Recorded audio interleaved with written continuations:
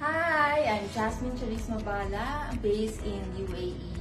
So, total of 16 years na po ako as an OFW sa Middle East, and I'm working as an engineer po sa isang multinational company po sa UAE.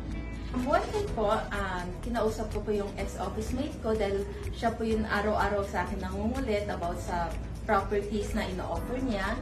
So, nagtanong ako kung meron siyang may offer sa akin na magpapa-excite sa aming mag-asawa.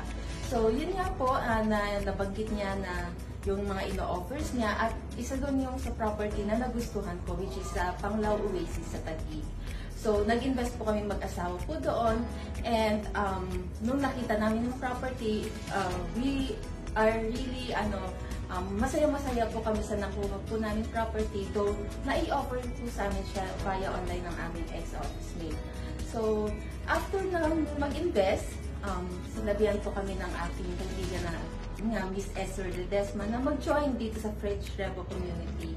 So, nung na-introduce na yung community, so na-enjoy namin yung community because hindi lang po ito dahil sa because of the freedom business, but as well as marami kaming learnings na natutunan dahil sa ating mga fridge mentors at marami pang iba. So, ngayon po ay sinishare po namin ang advocacy ng Fridge Revo sa ibang mga OFW sa UAE as well as sa mga iba namin kakilala all over the world. So, we invite you, kahit saan man panig kayo ng mundo, na OFW, to join us sa ating community, sa Fridge Revo. Tara na!